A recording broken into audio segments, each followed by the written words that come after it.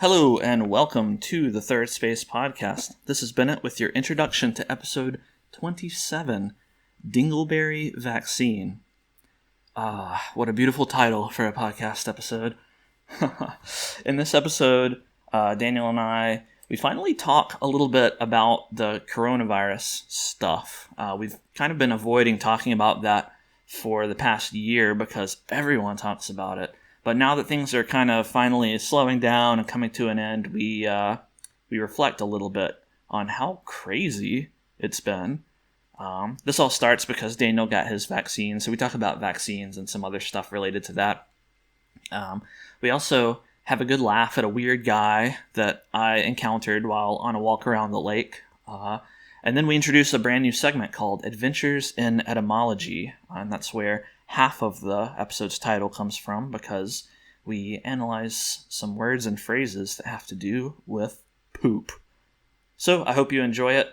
Without further ado, I'll let the episode get started. Hello, and welcome to Third Space. I don't like that. Usually I run in there and do something.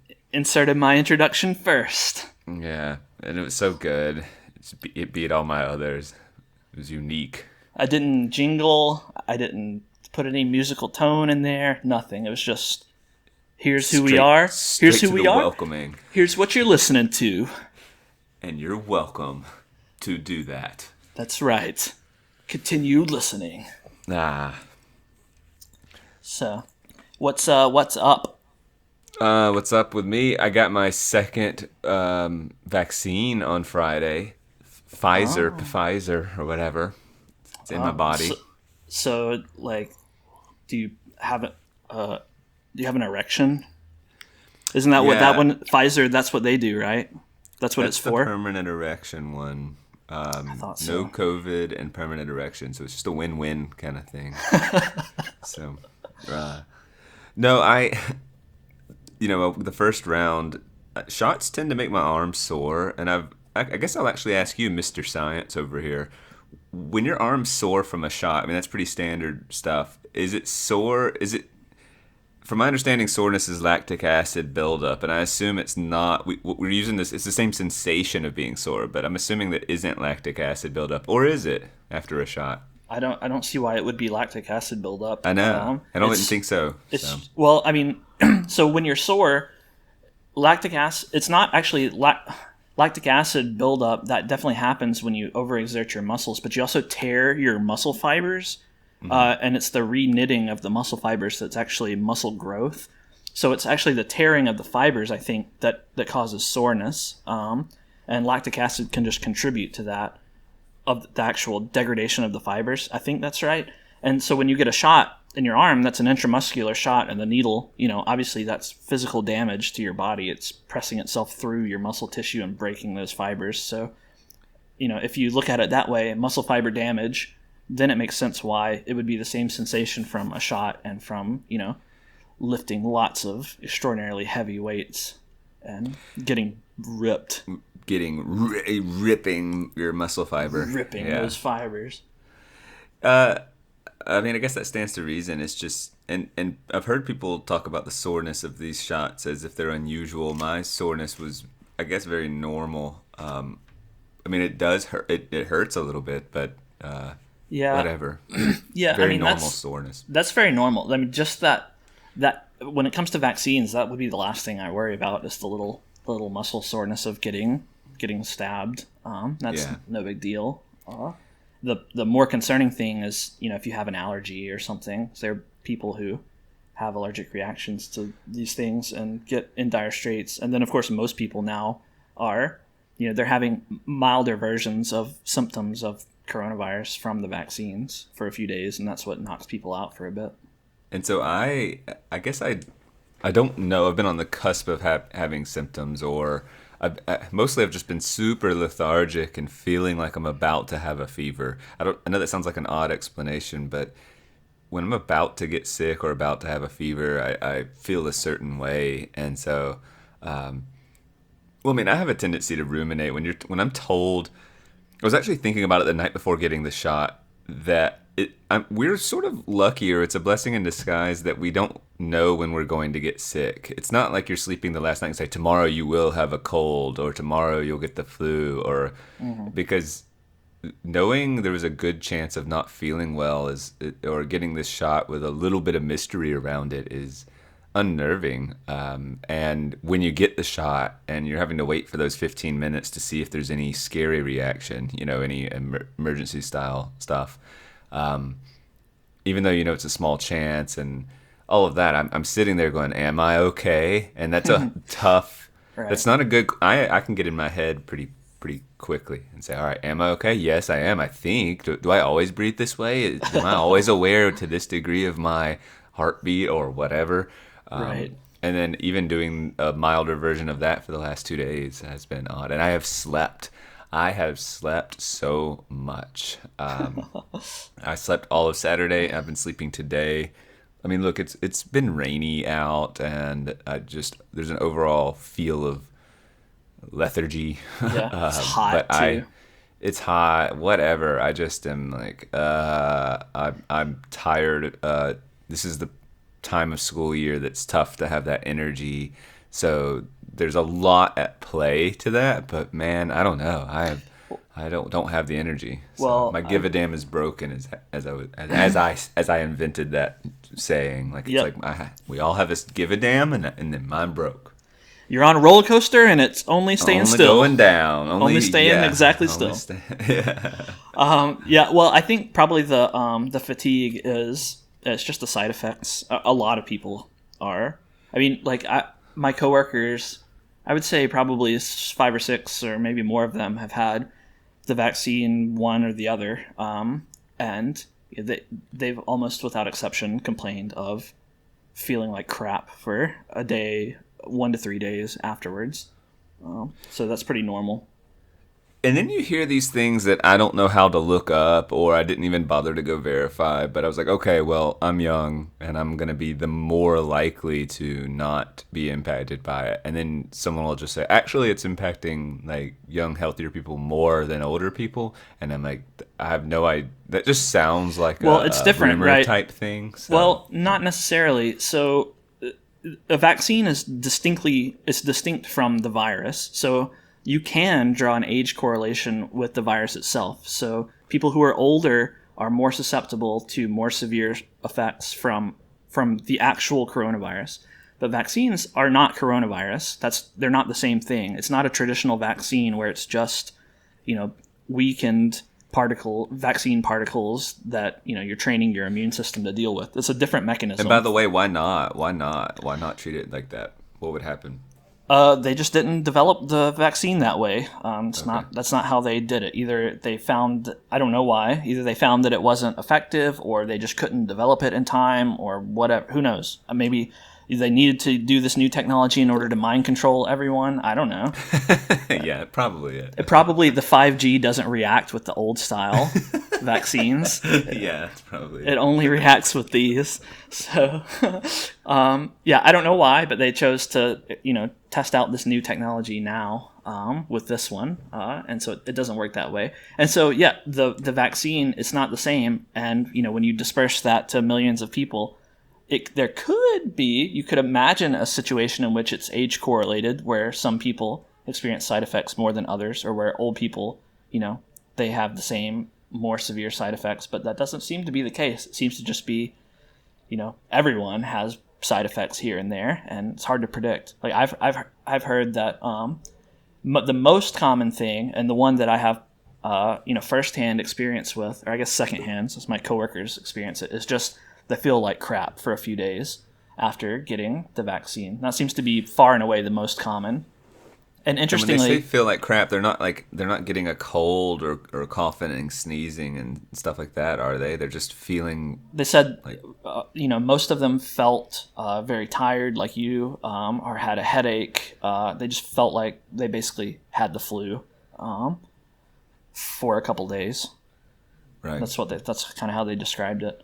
And interestingly, I read something interesting, and I guess I can't say for sure whether this is true, but there seems to be some correlation between your blood type and your response to the vaccines and to the virus itself is what I've heard, that people with O negative, I think if you have O negative blood type, then you seem to be more susceptible to symptoms. And if you have, I think AB is people with AB blood type tend to not have as many strong reactions. I could have that mixed up, so don't take that.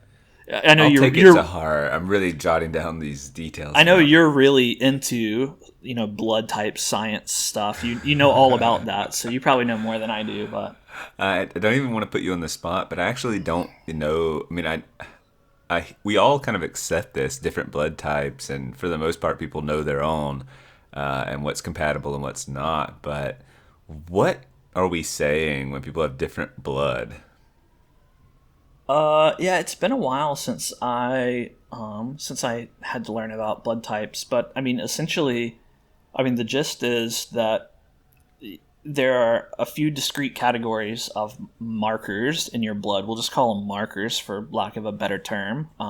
And it's basically just immunological compatibility. Like, if you have the same blood type as someone else, then you can donate blood to them, or I shouldn't say the same type, but a compatible type, because there's the universal donor type. I believe that's AB. I can't remember for sure. So which categories are which, I can't recall. I don't even know my blood type. So, and then there's the universal receiver as well, where you can get any kind of blood, and some people's bodies, for whatever reason, are really picky, and they can only receive blood of one specific type. Otherwise, their immune system reacts and rejects the blood, and they get real sick, and it's not good. I just find it interesting that we're walking around with several types of blood in us, and that there's that pattern. Well, you only have one type in you. Well, one type, yeah, I know, but like humanity. Oh, you mean like categories? Yeah, and there's like it's five not or whatever. It's not that unusual, right? I mean, we only have a fairly set number of hair colors and eye colors, for instance. I mean, that's a little different because color is more of a spectrum than a category. But I mean, you could even try to say things like personality categories. They break themselves into distinct areas. Again, there's more gradation in that, but see, I'd be interested to know if there's a blood type and personality correlation, because which sounds absurd, but it's like we use that metaphor if it's like books. If you love books, books run in my blood, or like we use this sort of I bleed whatever color of the school you support. Sure. I bleed and it red. does, because it's the life source of your body, and so we yeah, I doubt it. I doubt there's a correlation. Could be though. Who knows? Could be. I doubt it. I mean, it's a silly thought. It's a dumb thought. I know that, but it's just the idea that we have blood that may or may not be compatible. And does that resonate on any other compatibility, or is that just an isolated thing? So. Well, I mean, it's probably, you can imagine that it's sort of an evolutionary branching thing. Way back, probably. There was some mutation, and you had the first divergence between two different blood types, and then that branching probably happened a few times, and now we have however many categories there are. There's like A, B, O, and AB, and I think there's like a positive and a negative for each of them, so like 8 types. Yeah. And maybe there's some like weirdo who's like not on the scale. Some people who have like a blood condition or something that makes them something else. Blood. Yeah. Alien blood, green blood.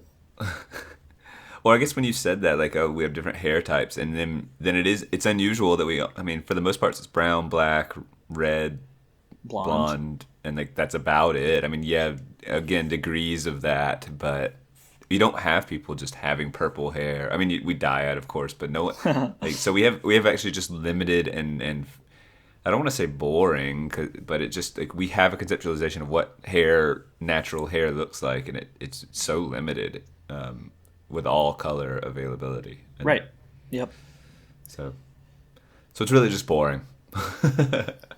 Yeah, but even with hair color, there's a lot of variability. Red hair, people with red hair, there are different shades of red. Same with brown, and then there's curly and straight hair, wavy hair. You can have different. Your hair actually behaves differently. The chemical composition of your hair is actually different if you have curly hair compared to straight hair, which is kind of interesting. Yeah.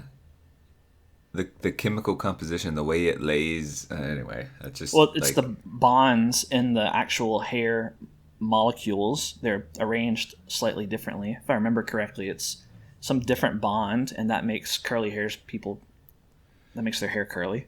So even if curly hair people, they want straight hair, and you can straighten it through, kind of external means, through heat and different things, but it's just, and probably some expensive treatments, but it's just not going to change permanently, or it's not going to be. Yeah, I mean, when it it's grows a temporary back, fix. Yeah. Yeah, when it grows back, it's going to be curly again. It's not going to be straight. Well, it makes sense. Yep.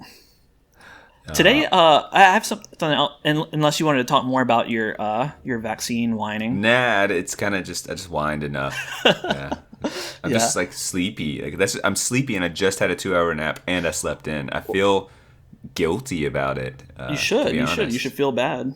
You sound like a worthless human being. I don't like, and I don't like your energy levels and the degree to which you care about things.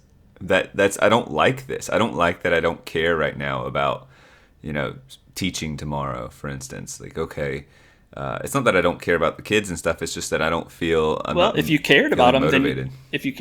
then you would be doing more for their sakes instead of, laying around and sleeping and stuff. You would be reading that next page of the dictionary.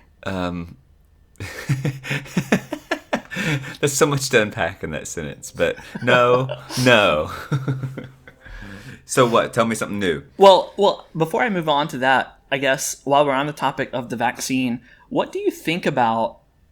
Like, there's a lot of discussion now about vaccine passports and restricting access to things here or there only to people who have the vaccine or haven't taken the vaccine. What do you think about that? I feel that it's super strange. Okay, so, well, first of all, we have a whole thing called Daniel Does Science because I'm not very good at science, or I haven't, and I don't think about it often. So it's fun to turn a critical eye towards something I really don't know or haven't thought about. And so I was thinking about, I received this vaccine and I didn't do a ton of homework, and part of it was just like, look, with how crazy things are today, it's just going to make me more anxious, and I'm probably still going to get the vaccine. So I chose to say, all right, like, to put, I guess I have a high degree of public trust, is what you would say. Mm-hmm. I suppose ultimately I did it. I put this stuff in my body, and without knowing full well all the consequences. I mean, that's wild what I did when I think about it. Yeah. I don't regret it. I made the decision, autonomously, I suppose. That says something. Okay, and so what I'm saying is that I was happy to get it. I wanted to get it. I'm like, all right, now it feels great it feels unusual to almost be playing a part of this cultural phenomenon of like, hey, we developed this thing in record time. And so then, to go to your question, like, this idea though is very strange. Like, on the very, very, very, very surface level, I could see if places were, buying into all of this, like I'm saying, and saying, like, okay, good, now that we have people who are vaccinated, we can safely let them come in and do whatever. So yay, if you can just prove to me you're safe, I will let, you can participate with impunity, with impunity. And so that makes some surface level degree of sense. But if the second you almost have a ranked citizenry, like the haves and the have-nots, it would literally be that. I'm incredibly uncomfortable with, in order to go to this concert, in order to go to this thing, in order to travel across these state lines, in order to fly with this airline. I mean, I suppose I support individual businesses should be able to do that if they wanted to. They should also, if they face public backlash, that's a possibility they'd face as well. But, like, I don't see why an individual business could or could not do that. like they wanted to. Do you think that there's a privacy component to, your medical history and everything? Like, I mean, that's a concern, right? No business can compel the details of your medical record. It seems maybe there's privacy grounds. Well, can we back up just a second? I've always found this curious. Like, I think we have a right to privacy in general, and I feel like people put a hyper privacy around their medical health. And perhaps because I am healthy, and I don't understand what may or may not be not only embarrassing but like vulnerable about sharing that health. I've always gone, why are people so so uptight about being, about their health and the privacy? And at the same time, I just believe fundamentally in you don't have to share what you don't want to share. So what are your thoughts on just health privacy and why we like? Is it just a really good thing that we are very uptight about health privacy? Yeah, I mean, I have some of the same feelings as you do. It does seem like people are very sensitive about that.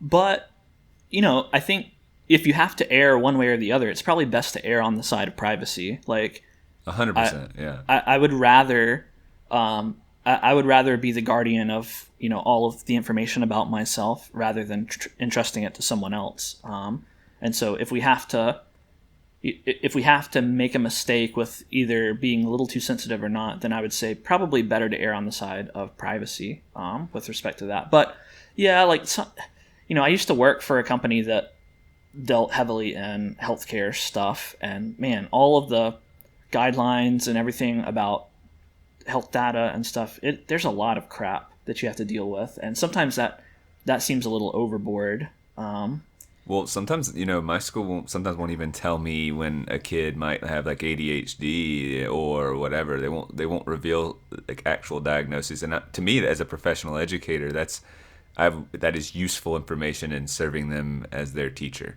right? Like that is directly going to impact our relationship and how I communicate with them and understanding what strategies are involved. So I get frustrated giving any like learning disabilities like that. It would be very useful for me to know those, and then we'll kind of claim HIPAA or whatever, or like right. this and privacy.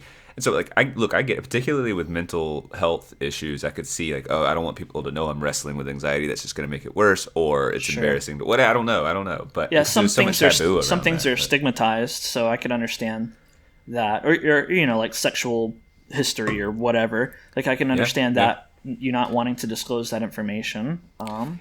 So I guess I get it. I don't know though that I buy the. I think it's better if you're going to make an argument for not having. I think you just make that argument about right to privacy and don't get into whether you do or don't have the vaccine as some. I mean, it is technically a health thing, but like linking it so much and acting like it's the same as the reason people don't want to reveal anxiety meds or sexually transmitted diseases and things like that. I don't know. I just don't. I feel like I don't know that it's sincere. I mean, yes, it's logical. This is in the domain of health, and we have been very uptight about holding that privacy. So if that just strengthens the argument, so be it. But I don't see it really as related. It seems to me that, like, I tend to agree with what you're saying about this two-tiered society thing. That's a danger. But it makes me really uncomfortable to think that, especially the government, but even businesses, it makes me really uncomfortable to think that they might have the power to say, you must put this substance in your body. You must do this. Like that seems a little uncomfortable to me. But don't you? Well, go ahead. Sorry. Well, it just it sounds like this is taking it in an extreme direction, but like the forced sterilization measures in China and stuff like that. I mean, when the government has the ability to say, you must do this thing to your body in this way, that's just seems one step too far. It seems beyond the acceptable realm of government influence. What do you think? You would generally agree with the idea that a private business can do what they want, and if they want to just say, I don't like the way you smell, I don't like the way you looked at me, I'm not serving you, whatever, they could make up it could be petty, it could be whatever reasons, right? So yeah, I mean, I believe strongly in the freedom of association. If a business doesn't want to associate with a person for any reason, then they shouldn't have to. And so why is this uniquely concerning for in terms of private business, not in terms of government? Well, it's less concerning for private business, but there's the element of relevance. Like, why is it relevant to you? What what my health situation is? Like, why do you need? That's the privacy issue again. Why do you need to know? Like, what business is it of yours? What my medical history is? And the argument would be, oh, because it's a safety concern, and if you're not vaccinated, blah blah blah blah blah. But none of this, to me anyway, it doesn't hold water. Just given the tiny percentages of people who are at risk, both from coronavirus, and vaccine risk, and then there's the logical the logical response, which is kind of strange to me. I've heard a few anecdotes about places saying, "Oh, we'll get together, but only for vaccinated people," and that doesn't really hold water to me, because if you're vaccinated, then you no longer have to fear people who aren't vaccinated. Like, you can't catch or transmit the virus anymore. So, like, if you're vaccinated, you should now basically coronavirus should not be on your mind at all. You should be not thinking about risks or dangers or anything with regard to coronavirus, because, assuming the vaccine works long term, which it supposedly should, then you're done. You shouldn't have to wear a mask or distance or do anything. You should be done. Yeah, so you're saying if a concert venue said we're only going to let people with the vaccine in, it doesn't actually make sense, because those because the without people it they might be at risk. Maybe, but I mean, like, it goes back to what I've been saying ever since last year, when we initially talked about coronavirus a little bit before we knew that it was going to be the 1 year anniversary of 2 weeks to slow the spread. Your risk is your own to determine, right? So, like, if you want to have a concert and say, like, vaccinated people only, it doesn't make sense, because the vaccinated people are the ones who are safe from coronavirus.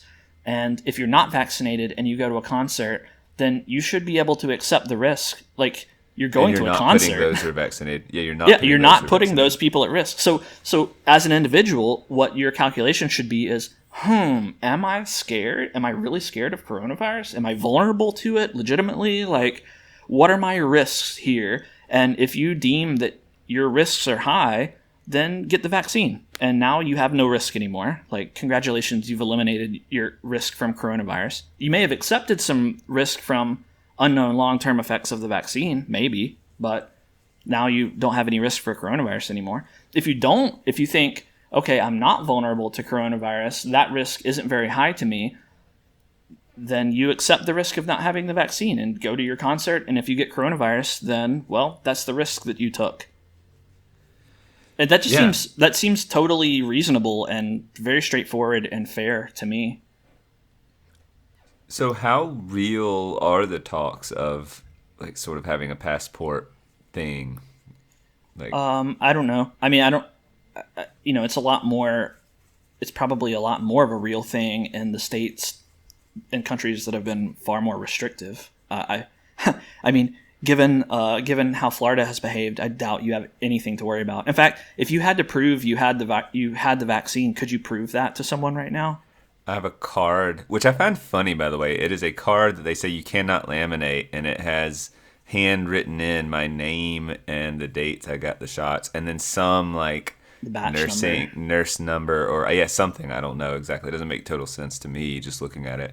And but it looks, it's the kind of thing that, like, this, it looks like it'd be easy to replicate, like, unbelievably easy to replicate. Yeah. So yeah, that's interesting. I didn't know if they would even give you that. They have a card, and they specifically told me, do not laminate this and hold on to it because it'll be important. That's a little strange. Yeah, I thought so too. I don't like the sound of that. And it's a card that doesn't fit in your wallet, by the way. So it's obnoxious. Wonderful. The size of, like, an index card. Like, what am I, like, pretty big, you know? What am I gonna do with this? Like, where do I put this? So yeah, I put it in the console of my car. Like, that's just where it's at. Well, given Florida's behavior with respect to the virus, which personally I think was it's one of the best in the country anyway. Although, to be fair, I think the country did really poorly. But Florida has had relatively few restrictions and everything. I highly doubt that anyone in Florida is going to get away for very long with saying you need a vaccine passport to do anything. Like, what do you see the extremes? Like, you're walking into a grocery store and you need to show that. I mean, like, obviously that would be a weird regression in which people have been able to go to the grocery store for a while. Like, what? I don't quite get what we're saying. I mean, are we actually talking about it? If I'm going to Georgia, they're going to have this big long line of cars, and they're like, not in Georgia. I mean, you won't find it. Like, I just don't think you're gonna see that happen if I'm in going Georgia to or fly, Florida. I have to show my driver's license and now my passport. I mean, I think it's my vaccine thing. Like, I think it's conceivable that somewhere like New York might try to say, if you're flying into New York, then you have to have a vaccine passport if you want to be admitted into the state through our airports. I think that's a thing that they could conceivably try to do. I just don't think there's enough reason for it. I mean, the danger from coronavirus was always low, and now it's getting lower every day. I mean, it's like 30%, upwards of 30% of people have been vaccinated. So in the United States, so I mean, this thing's going away quick. Do you think? Are we going to have historical data about what public legislation or rules work and what don't? Or, like basically was the government successful, or was this overreach? I hope so. Yeah, it's all fast right now. We haven't had time to go look at it, but to say something like that Florida took a more... I was going to say liberal, but I guess you'd say politically conservative, but more liberal. Hilarious. Very funny. They took a more freedom-oriented approach. That is to say, conservative. Yeah.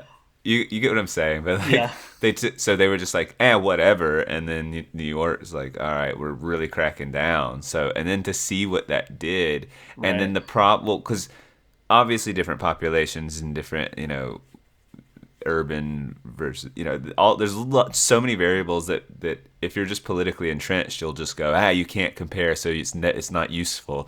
But I think we probably can with all these different states and some similarities and maybe and different you can definitely rules. compare. Like, we'll be able to figure something out with big groups of people. We just will. And this is a unique experiment going on in American history. Like, this is so historical, really. The data's there. The data is there for anyone to look at. It's very clear. I mean, you can look at the numbers, you can look at the trends, and you can see that our attempts to basically do anything to the virus were totally pointless. States that were very restrictive had very high numbers of cases and deaths, New York and New Jersey included. States that had, like, Florida is weird, right? Because Florida is like the second oldest state in the country in terms of the age of the people there. You would think that Florida would have been hit rough. Hard, yeah. I mean, it's warm down there too, and humid and everything. You would just think that it would have been hit really hard, but it wasn't. It's like right in the middle of the pack of states. Like, it did fine. That's what I don't understand. Does that suggest we misunderstand the virus in some way? Like, we keep saying old people. That's pretty clear. So why didn't it hit Florida extra hard? Like, I don't get that. I mean, there's probably something to be said for density of people. We're the second. I thought we were the second most populated state, or third, I think, behind California. And New York. I mean, the population density is similar to New York overall, but the cities in Florida aren't as dense as New York City, so that's a difference. But like, even so. Like, there are other states out west, I forget them now. I think it's Arizona or New Mexico or whatever. I mean, there are some states who had lax rules similar to Florida, but they had really high numbers of cases and deaths comparatively. And then you have a state like California, which had extraordinarily authoritarian rules on coronavirus. And, their performance is something similar to Florida, a little worse than Florida, I think. So, like, and people have tried to already do studies on the effect of lockdowns and mask mandates and stuff, and everyone has come back and said, this basically did nothing. This basically had no effect. So the only thing that seems to have a strong effect is the vaccine. Like, at this point, like, if you get the vaccine, then you're basically done. You have you have like a 95% chance, last I heard, of being safe from catching or transmitting the virus after you get the vaccine. So you're done. And when you say 95%, do you mean that if I'm picturing the virus as some like I could see it, if the virus were personified and I were to hang out with it, then there'd be a 95% chance I wouldn't get it? Or do you mean that that's what it means, right? Yeah. Yeah. If someone with the virus got all up in your face and started coughing in your face and saying, ha ha ha, rubbing their hands all over your face, sticking their fingers up your nostrils and stuff. Yeah. And saying, here, you're infected, then there'd be a 95% chance that you would just be like, no, I'm not. Right. Which is, because that's not happening every day anyway. So yeah, that's what's great. Like, so your chance of getting sick is, you're pretty much just immune. Right. Well, I mean, even without the vaccine, your chance of getting sick is relatively low. Apparently, I don't actually know what the latest percentage of asymptomatic numbers is, but I mean, it's high. At one point they estimated that like only 1 in 7 or 1 in 8 people showed symptoms, and the rest were asymptomatic. So but with the vaccine, that's reduced, by a further 95%. So you're basically, you have nothing to worry about. Again, assuming that the vaccine has no long-term side effects, which that's currently unknown. I recall during the lockdown, my first walk outside, it wasn't long before I went walking outside. Maybe 2 days I walked outside and was going on walks. I don't even know if I waited 2 days. I just remember walking outside and there was a lot of unknown, how safe is it? And I didn't know whether I should be wearing gloves to go deal with the gates. I'm in a gated community and I'm doing laps and stuff.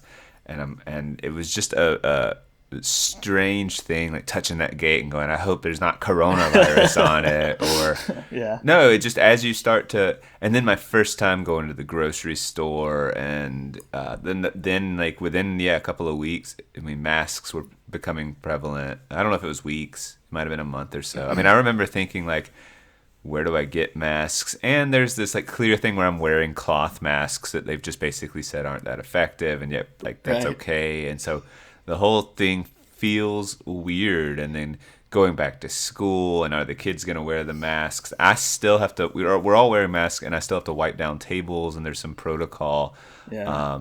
And there's like the first absolute small hint of loosening up, in which we have these one-way stairwells. So only you can, like, we had changed things and had these signs that you must go up this stairwell and you must go down this stairwell to keep the flow of traffic. Right. And we have undone that, but we're not undoing anything else. And so that's dangerous. You're walking a dangerous line there. How many kids have died since you changed the staircases? None have died. None kids. Yeah, none of those. No, not at all. Yeah. Oh. Yeah. Yeah. Well, obviously, I'm being facetious, but yeah, like I hope, back to your original question, will we look back on this and learn from it and study it? I hope so. We must. Like, we can't just sweep this under the rug and say, oh, yeah, remember that? That was a crappy year and a half, 2 years. That was bad. Oh, well, we'll just move on along. No.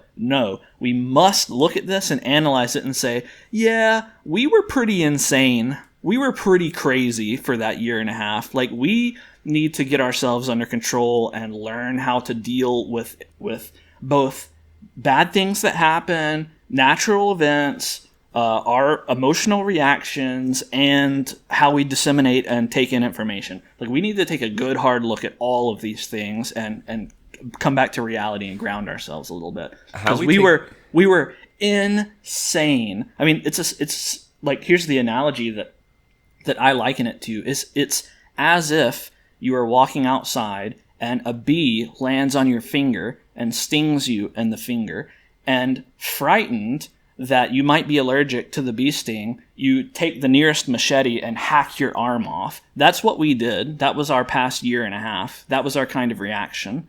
Hacking the arm off. Hacking our arm off to make sure that you don't have an allergic reaction to a bee sting. That's what we did. Totally insane. And yeah, we need to look back and study this and realize that, yeah, maybe we should chill out a little bit. It's funny because we've been talking for a while about what does it mean to be interconnected more than ever before, and not knowing how to process the information, and how upsetting things can be if you're just bombarded with bad news, these algorithms have gotten smart enough to know that you respond to anger well, so, or not you, but like people respond to anger well. They'll keep you on the website if they show you something you disagree with, followed by like whatever. I don't know what the recipe is, but if it's like 2 parts agreement and 1 part anger or something, so you're getting pumped a steady diet of anger and fear and things. And so all of that's at play, and we haven't sorted through all the psychological damage, and we're all like primed to be scared and upset and manipulated, and then this happens. And there's like legitimate question marks around it initially, and so it became this. It's just like, how do you like from my understanding of the world, there's just going to be like some bad things going on all the time, and this might be worse than normal. This might be 100-year plague or whatever. I think I've heard that term thrown out there, but like there'll be tragedies that we collectively must deal with, and we were at a weird place. Our collective psyche was at a weird place when this happened, and so we responded differently than we ever have before because we have new technologies like never before. So, but that's what's upsetting is, did we do any better than in the past? Well, actually, yeah, we got a vaccine. That's pretty freaking cool. But we did some other weird stuff too that we need to look back and go, that part was, like you said, insane or not useful or totally crazy. I mean, it would be as if like imagine that hurricanes were a lot less frequent in Florida.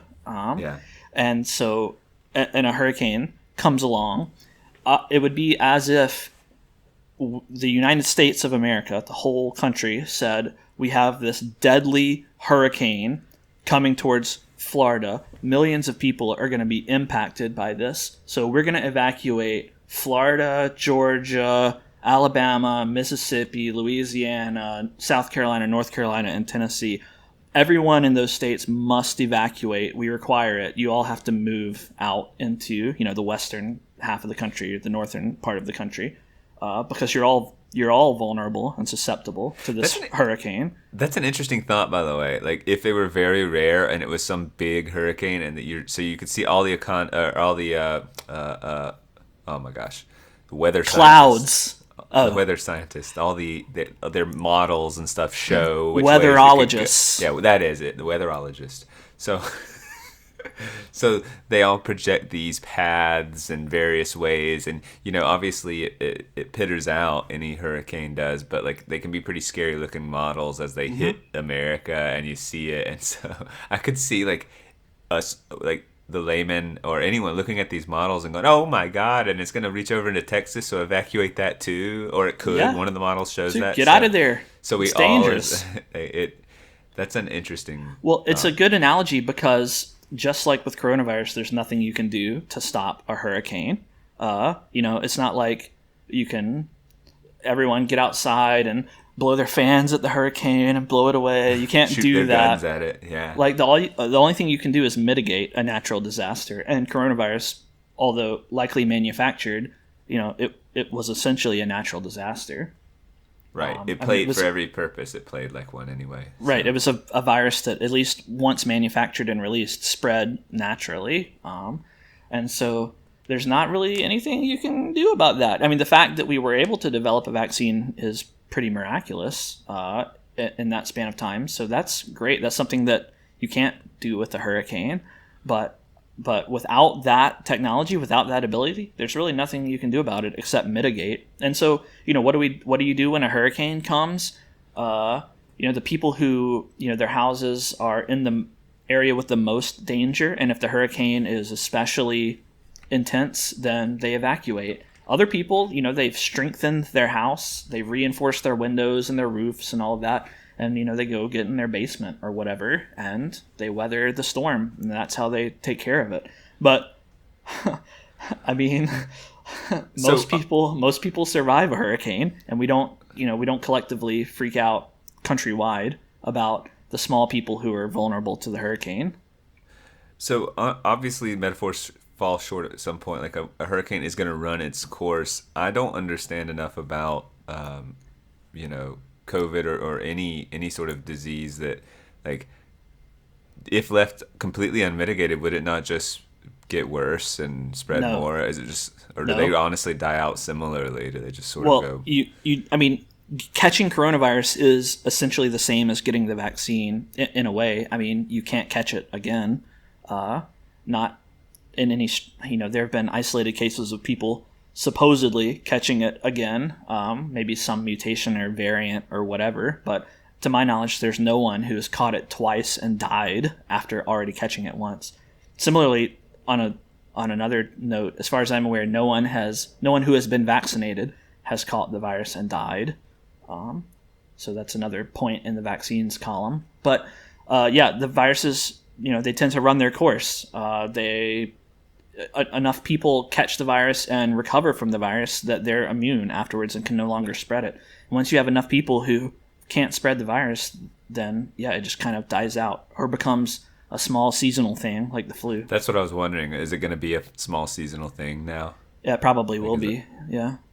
Well, I mean, since so many people are getting vaccinated, it might legitimately become even smaller than the flu if enough people are vaccinated and it can't spread. I mean, if there's no one to spread it, then even the people who are unvaccinated can't catch it, right? So, I mean, it sounds like there's going to be a wild percentage vaccinated. Yeah. Well, I'm sure it'll probably reach 60% of people, maybe. I mean, next week, everyone who is 16 or older at my school, they're just bringing people in to give them shots. So, on campus that day. So, yeah, definitely the people are allowed to get the vaccine, even kids now, for the most part. But there's always going to be some portion of the population who either can't get the vaccine or won't get the vaccine. Like, for example, my mom, she has allergies, and she's been advised not to get the vaccine because she could have an allergic reaction to it. Right. And I will not get the vaccine because, firstly, I don't need it, and secondly, because the long-term risks are unknown at this point. So, like, that risk-benefit calculation doesn't work out for me. For some people, it does. So, what percentage do you think fall into your camp? I mean, do you think that's 20% of the population? Do you think it's a lot higher than that?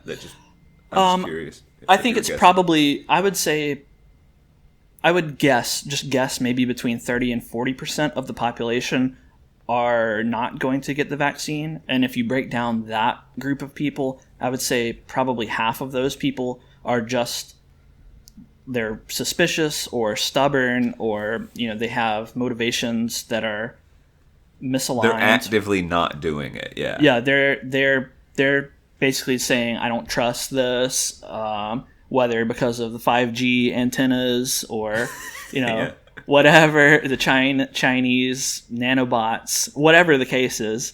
Like, they're not going to get it because they don't trust it. And, I guess in a way I'm in that camp. I don't trust it, but it's not because I don't trust vaccines, just broadly speaking. It's because, well, the fact of the matter is we developed this thing in a really, really short amount of time, and it is a different vaccine technology, and we're not totally sure that there aren't long-term side effects. And while that risk is probably very low, I mean, it's probably extraordinarily low. It's not zero, and so there's a question mark of risk for me in getting the vaccine. It's just a question mark. I don't know what that risk is. The risk for me from actually catching coronavirus, I actually know what that risk is. It's like 1 in 10,000 people my age range die from coronavirus. That's a risk that I'm willing to take because I'm in good health too. So, 1 in 10,000 that get it, right? So. Yeah, that are guaranteed. If I was guaranteed to catch coronavirus tomorrow, I would have a 1 in 10,000 chance approximately of dying. And I'm just willing to take that risk because, I'm not even guaranteed to catch coronavirus. So that risk is just so low.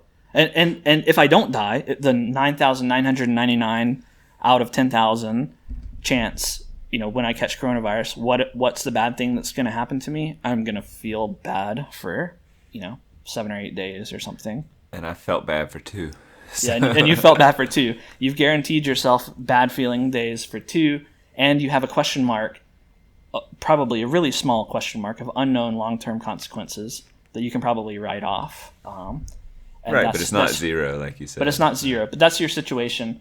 But I guess on the positive side, like you were saying, you now have the social whatever, like you it can capital? now, Yeah. I guess it is capital. Like, unfortunately, it's capital. You can say, I've been vaccinated. I'm a good boy. And people will pat you on the back and say, you're a hero, and clap and everything. But of course, like, and I guess you have your little card in your glove box too that you can use to get into VIP vaccine There's parties. lots of affirmation I've received from this. Yeah, I got a sticker, and you know, there's the you voted sticker. There's the you got vaccinated sticker. It's a very similar sticker. Like the pride of that sticker is like it's worthy of social media posts. People are like, it's a bragging thing. I mean, I suspect it's more because we don't get to collectively participate in. I mean, we're such a fragmented society, so many different interests in like niches over here and here and here. So it's neat when we all participate in something. That's probably why political rhetoric's so nasty and weird, is because it's one of the few times we all kind of have the same conversation.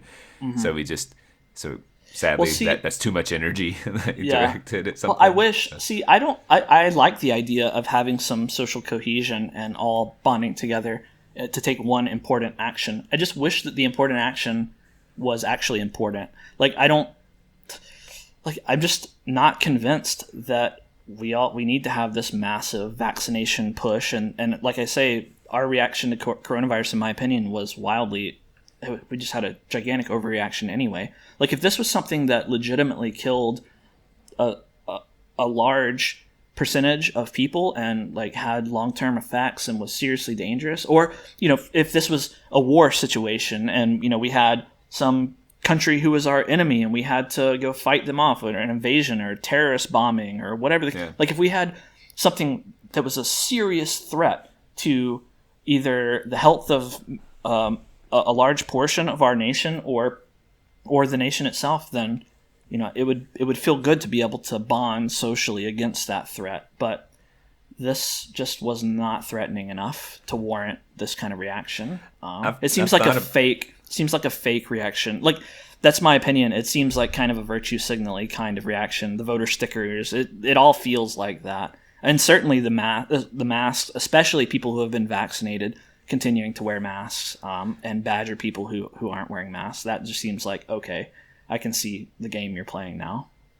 I don't think I can't think of a collective that the buy-in would be so great, though. Like, if it was, let's say, a terrorist bombing or some threat with an enemy, you're going to have a large swath of the population saying we are oversimplifying the enemy and dehumanizing the enemy. That's true. You certainly will. And I mean 9/11 was only 10 years ago, right? And that was a very 20 years ago. Oh, that was a very unifying event, right? Yeah. You still had people who said, "Oh, you're being, Islamophobic or whatever. You're targeting the wrong people." Blah blah blah blah blah. But it was still a unifying event, and Americans and non-Americans came together and rallied against terrorism, and there was a lot of cohesion. I mean, like, it's unthinkable in our current politicized situation, but George W. Bush, after 9/11, he had like upwards of 70% approval rating or something. It was something crazy like that. Right. It's like we need him to have, like, we need whoever's leading, we need to just approve of them for a moment, Right. I think that's part of it too. Yeah. We just need to come together. I mean, during wartime, like, Americans get along well, or any nation. Yeah, sure. There's a bonding. Say, screw these like little political differences. Like, we need each other. Let's rely on one another. Well, honestly, I think if we could open our eyes and stop being deluded by social media and media, then we could try to get a little bit of that. We could try to get a little bit of that cohesion now. Anyway, I mean, like, the threats aren't as they're not as prominent as an attacking enemy force or anything like that. So it's the magnitude of the threat is just lower and less apparent. But I mean, there are things we could rally against. I mean, our country has an insane amount of debt. I think there are always good causes that we can fight against, like poverty and hunger and all of that kind of thing, even though those things are in relatively short supply in the United States, it would be a more fruitful endeavor to rally against those sorts of things. Or like China itself we have a hostile relationship with China. It would be a good thing for Americans to bond against that. Like, our economic relationship with countries like China is really poor. Like, it would be a good thing for Americans to be able to bond against that, but for whatever reason, it just doesn't seem possible. People can't do that. We'd almost rather fight with each other. Yeah, Than it's fight weird. against the common enemy. You know? It's weird, right? Like, I don't really get it. Like, what happened to people being able to just keep their political opinions kind of to themselves? And you know, like, you have your neighbor, and you don't know what they think or what they believe about this or that, and they're cutting their grass, and you wave to them, and you say, like, "Oh, you missed a spot, you sucker," and you go inside or whatever, and that's your relationship with them. But now people have, they have flags waving around and signs posted everywhere and stickers and whatnot, and it's just like, why does anyone care? Well, I think if you want the system to crash, you say you got to fan flames. I guess that's it. So there's this interesting thing to say something like, if you're going to accuse the system of being fundamentally flawed, you say something like, "Oh, everything you just said, Bennett, was part of perpetuating this system and all of its flaws, its systemic flaws." So by having everyone politely get along, no. So get what this is an interesting thought though. Before you dismiss, I'm not dismissing it. I'm just that thought. But the thought's interesting to go, okay, no. Like, in order, if your goal is to get the system to fall apart, you have to say, you're not allowed to be quiet about it, knowing that the second you make your case of you can't be quiet about it, it's immoral to be quiet about it. Yep. Now you're fanning flames, and that means that will perpetuate the system crashing, or it will like further lead to the system crashing. And that's so it isn't really about stating your political point. It's not about the point. It's about stating it, and so stating it will lead to further destruction. Right. So everyone stating their political points, regardless of whether it's that, will lead to further destruction. But do you really believe? I see what you're saying, and I think that you're right on the money with it. I think you're right that there are people who they're interested just in destruction. And to try to be charitable to them, they're not only interested in destruction, they're interested in rebuilding something in the way that they want at the other end of that. And you could debate about whether that is whether what they want to rebuild is good or bad. But for the now, they're interested in destruction. They want to destroy, the institutions and the order and the status quo that exists. That they want to destroy that. But do you really think that everyone who wears their "I voted" sticker and their their coronavirus mask and posts their hashtag on their Instagram with whatever current fad, do you think those people are interested in destroying? Like, do you think that's their motivation, or do you think like what's going on with them then? I mean, that term "useful idiots" comes to mind. I think that the way the habits we've learned to engage in is just like being political can gain you some cultural capital in most of your social. I mean, like, all my ninth graders are political little beings now, and that just wasn't the case 10 years ago. Just wasn't the case. That hurts. That hits me, man. Like, God, can you imagine? Think back to your ninth grade year. Can you imagine how much better things you could have to spend your time on than political nonsense? Well, honestly, you're still like discovering like, ooh, I like this girl. I have this crush. I'm trying to figure out how to talk to like people. I'm just trying to learn how to talk at the lunch table, much less try and talk about global issues or national issues. I'm trying to.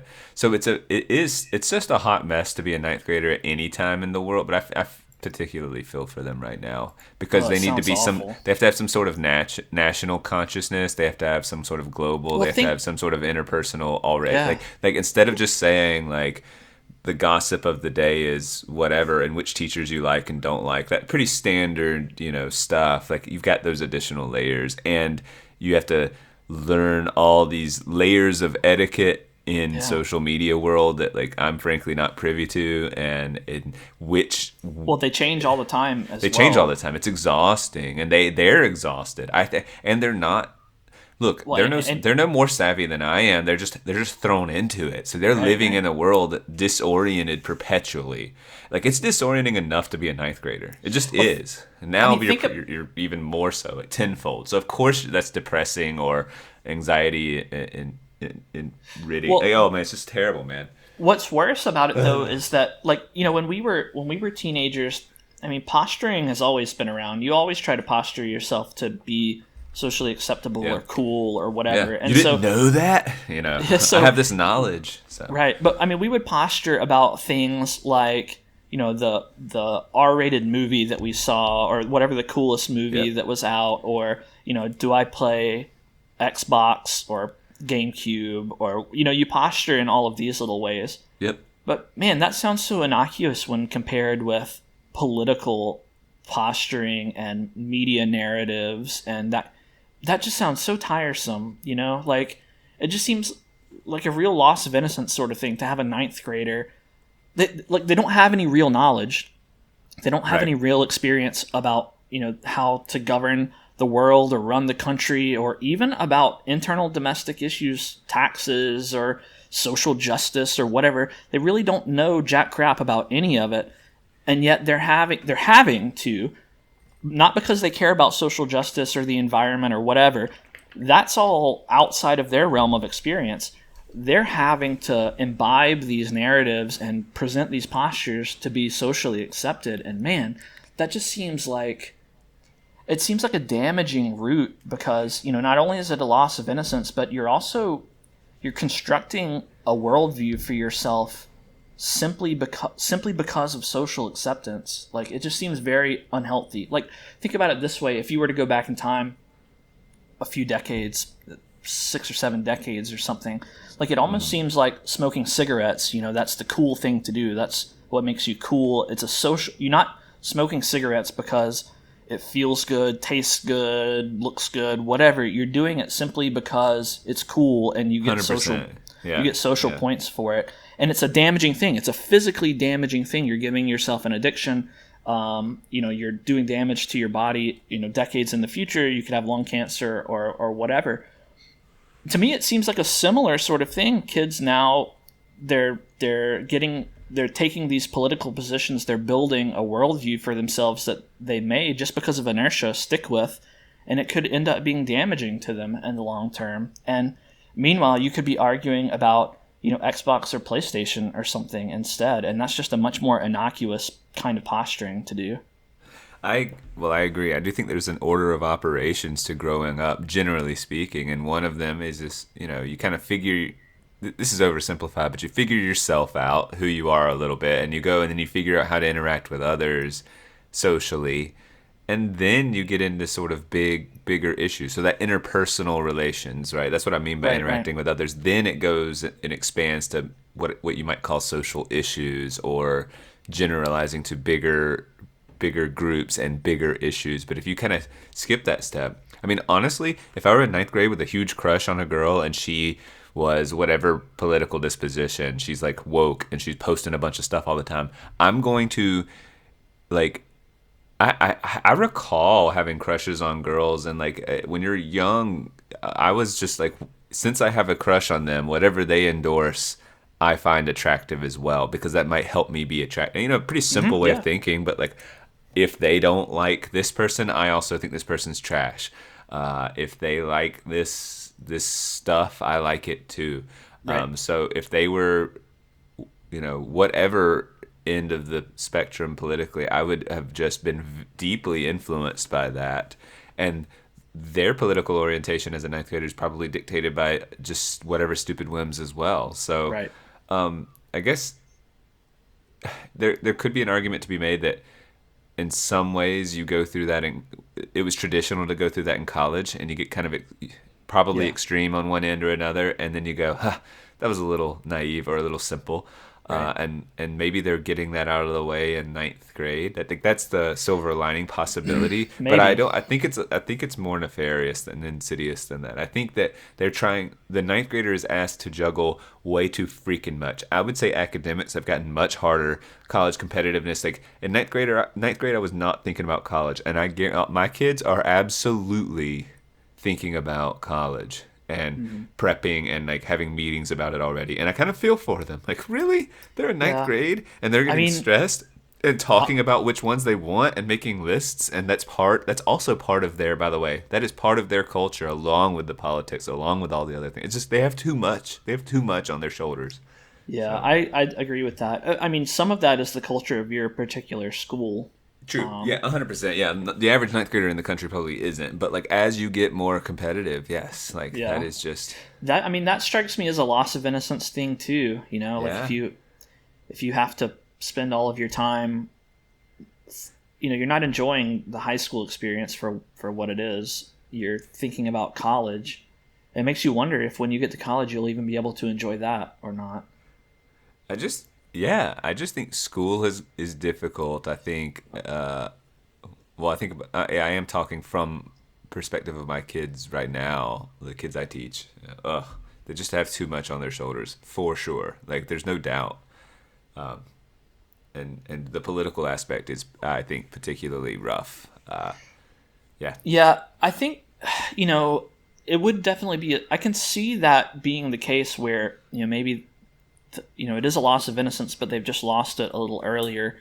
And, you know, they come to a more rational, like maybe by the time they're 23, they will have moderated a little bit and been able to rationalize their positions rather than just, you know, accepting whichever way the wind's blowing around them at the time, which when you're in ninth grade, that's just how that's how you are. Like, it's not like you have the life experience to be able to stake out a well-articulated political position, well-rounded as well. But maybe by the time they're 23, they will have been exposed, because they're in that world earlier, they will have been exposed to the arguments. They will have had their embarrassing, you know, arguments with people who thought differently than them and made a fool of themselves a few times, and they will have moderated a bit. That is a silver lining. I still think it's a loss of innocence. It's the same as, you know, if kids are having sex at 13 and 14 or 12 or whatever, then it's like, yeah, maybe they learn how to have a healthier sexual relationship eventually, but that doesn't mean it's not a loss of innocence for them to start it so early. Yeah, no, I agree. I don't think that the indulging early is much of a benefit.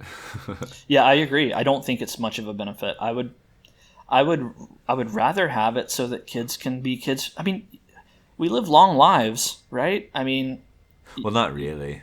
You do. You live a long time, and with recent advances in medical science, you can expect to live for 70 or 80 years, even 90 years. Right. I mean, yeah. No, and so when you live for 100 years, you know, you can you can afford to spend a lot of time being a kid when you're going to live to 110 years old. You don't have to get it all out of the way earlier, and you can, I mean, just spread it out. Spread it out a little bit until you're 20 or 25, and then when you're 120, when you live to be 120, you can look back on it and appreciate that time that you had after you're 130 years old. And when you die at 140 or 150, you can say you lived an appropriately spread out life over your 160 years or whatever. Yeah, or whatever. There is a rush. 170 years even. That's so loud.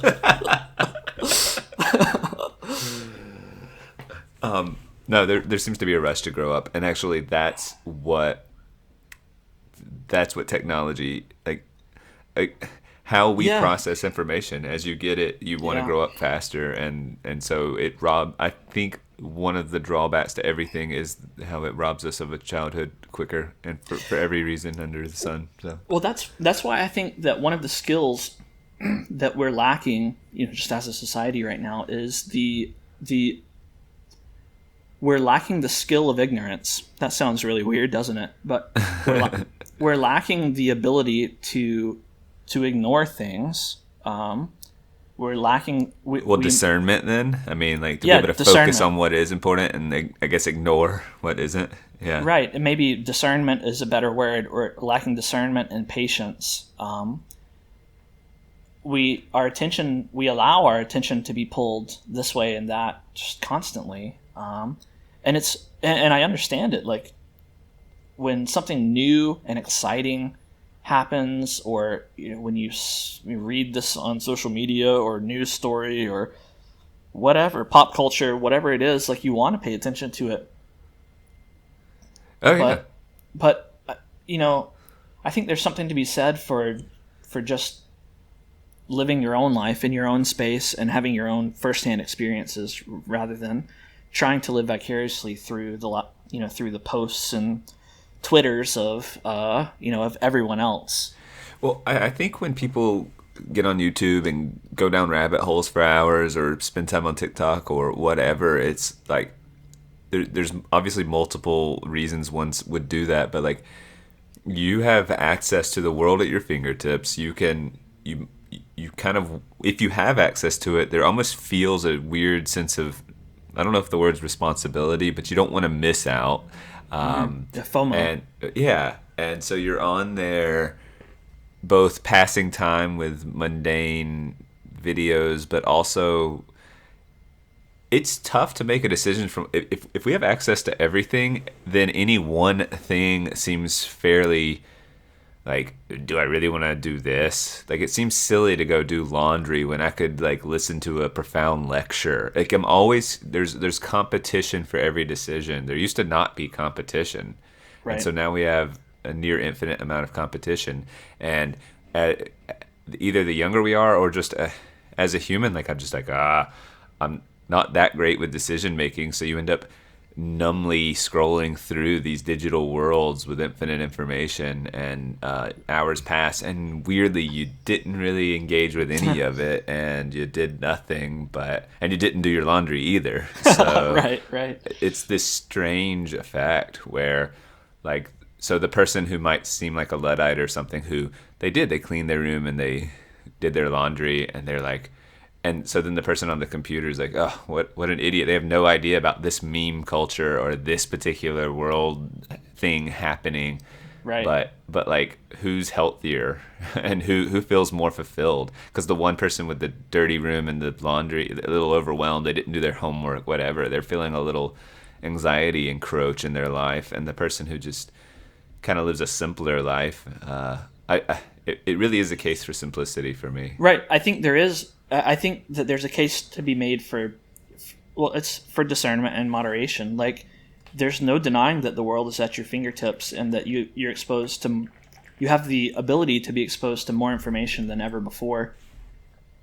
In a flash, right? You could entertain yourself or learn something at any given moment. You could drown in the opportunity of all the information there is. But I think it actually speaks to a stronger need for thoughtfulness and planning of what your path is and what you need to learn and what you need to expose yourself to. Like, you need to be able to chart your way through this mire of information so that you can see where you're going, rather than, like you say, sitting for a couple of hours just scrolling through crap. Like, instead, dictate to yourself what it is that you need to look for. Like, I think the Luddite, the simple life person that you mentioned, who's just cleaning his room and doing his laundry and, not getting absorbed on the internet or whatever, like, there may be a downside into that, which is, maybe he needs to, maybe his dishwasher breaks or something. Mm-hmm. And he says, well, nothing I can do about that, call a repairman, whatever. Whereas the internet junkie could, look up a YouTube video on how to repair the dishwasher, because, you can find that information, right? And they could make the dishwasher repair. But I think there's a case to be made for, some kind of middle ground there, where you allow yourself, you have the capability to, at any moment, look up information that you need, but you don't just wallow in unneeded information all the time.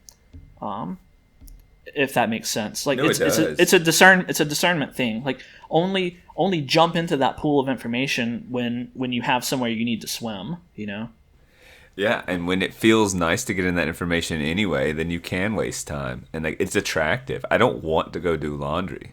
After this podcast, that's the first thing I'm doing, and I'm going to try to use that as a snowball. I need to vacuum. I need to do some of these things.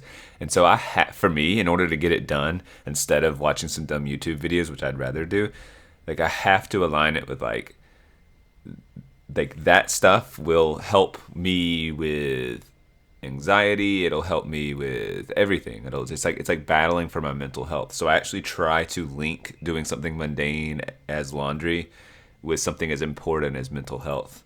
And that seems almost making that connection is tough, and most people would probably scoff, but the link to me is not abstract. It's actually really explicit. And so and it's become explicit over 10 years of working towards seeing it as explicit and seeing the benefits of, a clean place and a clean place, clean mind kind of thing. Well, and an empty to-do list. And an empty to-do list and a sense of accomplishment. I was saying my give a damn's broken, but like, how do I fix it? Well, start by doing my laundry. I mean, literally, and just sort of have faith in the system I've created that will sort of lead to a snowball of potential motivation. Yeah, like checking things off a to-do list starts to get me energy and feel like, oh, I can do this. That success leads to something. And I mean, I really think I am on to something there. I totally agree. I mean, I'm the same way.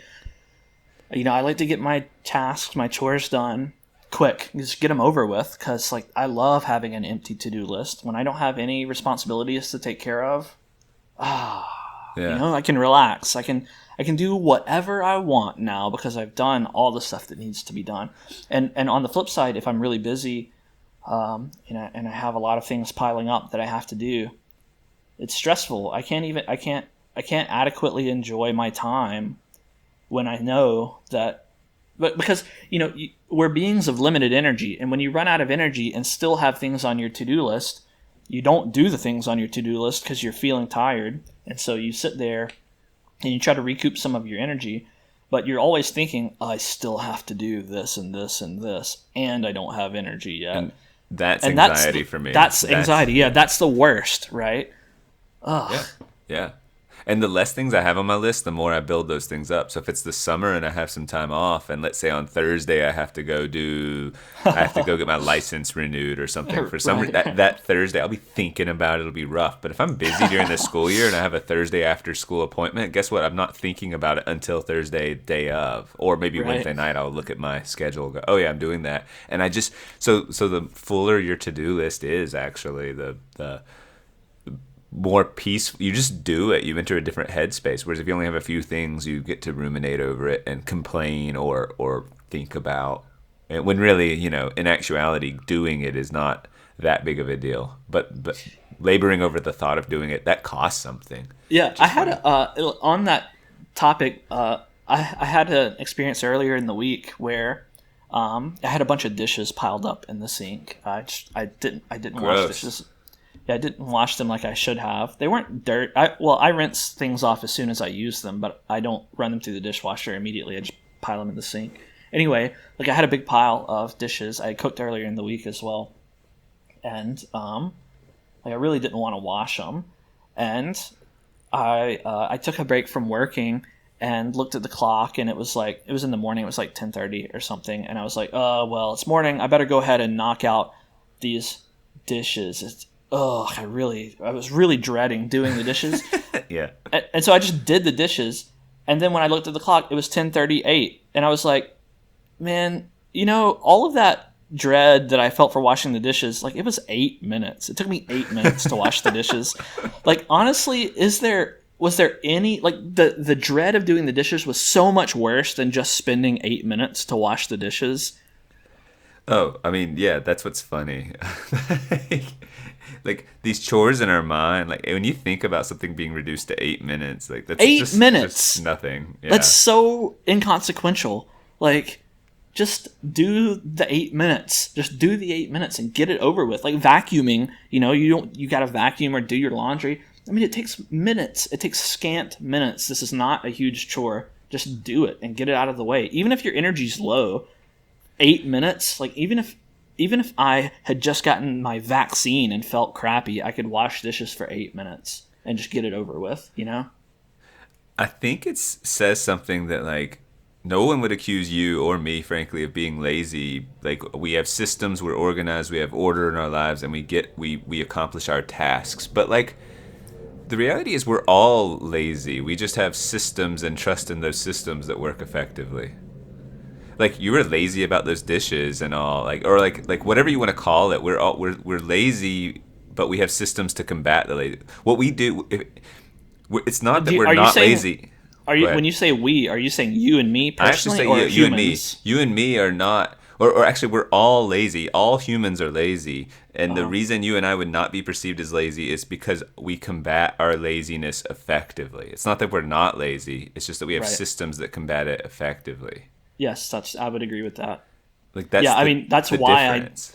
Why I do things the way I do, is so that I get things done and combat that laziness. Yeah, I guess I never thought of it that way, but every person I know, like we have perceptions of how human our people are and how they're hardworking or not hardworking or whatever. If you were to say there was a laziness scale, but the reality is, if you know any person and you like were to like be really good friends with them or follow them around or whatever, like we all have limited energy, like you're talking about. And we're all kind of lazy. And those who have varying degrees of success, it's all about how they combat the laziness, not whether or not they are lazy. Like, it's just a given we're lazy. That's the reality. Now, what are you going to do about it? How are you going to manage that? And that's actually kind of a freeing thought. I never thought of it that way. But that is, I like that. That's kind of an inspiring thing. Well, I mean, it puts the control into your hands, you know, and it frees you of guilt too, because, you know, you can recognize that everyone is inherently lazy, and so there's nothing to feel guilty about, and you have the power to be perceived as not lazy if you just do what you need to do. So that's an inspiring thought. Laziness, screw you. Screw laziness. I saw before, I have a new segment that I want to get to round out the podcast this time. Nice. I'd love that. But I forgot a thing that I was going to mention to you that happened to me just earlier when I was walking around the lake. I saw this weird guy. He was carrying it looked like a bow, like a bow and arrow bow. Okay. But not like a compound bow, but like an old style, like wooden, like you'd actually bow with a string on it, you know. But it wasn't a bow. It just looked like that. It was like this piece of, I think it was like a pipe. It wasn't PVC. I'm not sure what the material was, but it was an arched piece of material with a wire connecting it, and it was under tension, and he had this stick in his right hand, kind of like a drumstick, and he was bonging the wire. I mean, this thing was big. It was probably 5 or 6 feet long, this arch of wood. It was, and he's hitting it with the stick. He was holding it. Yes, he was holding it vertically, holding the bottom end of it, and it was reaching way up above his head. He had to like a one-string harp. Yes, like a one-string harp. And he was holding it up right in front of him, and he was just bonging it with the stick. Bong, bong, bong, bongity, bong, bong, bong, bong. Bong, bong, bong, bongity, bong. The same rhythm, not varying constantly. Actually, he was a good ways in front of me when I started walking around the lake, and I heard it, through the distance of sound, and I thought it was just another person with their crappy cell phone, tinny speakers playing music. Bong, bong, bong, bongity, bong. I thought it was just... he's walking doing this, or he's... Yeah, he's walking. Okay.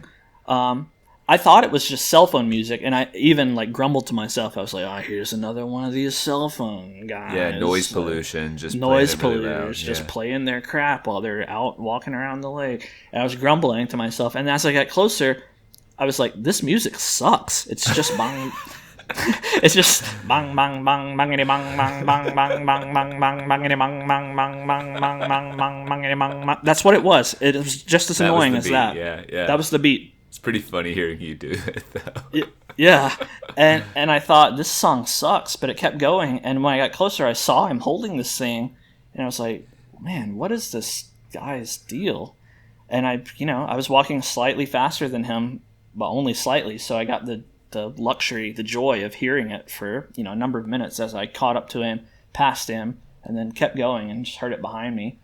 But I didn't stop and ask him. Yeah, he was alone.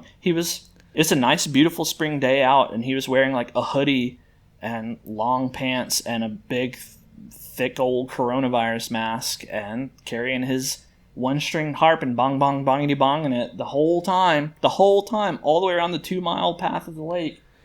That was interesting. Man. I was going to ask if he was like a hippie. I didn't know what to like. No, he didn't look like a hippie. He was wearing like a normal hoodie and normal tennis shoes, and he just looked like a normal. I mean, he was covered up. I couldn't see his face or anything because he was wearing sunglasses. And he was dressed warm for the warm weather, you're saying, too. Yeah, he was dressed a little warmly for the weather, but I don't know. He was just out there bow practicing or well, that's whatever. What he's walking as well, which I mean, this contraption I don't understand, but you would typically imagine not be walking while playing it. Or is it actually an instrument, or did he just go, this It makes did not a look sound? like an instrument. It didn't look like an instrument. It looked like a piece of junk.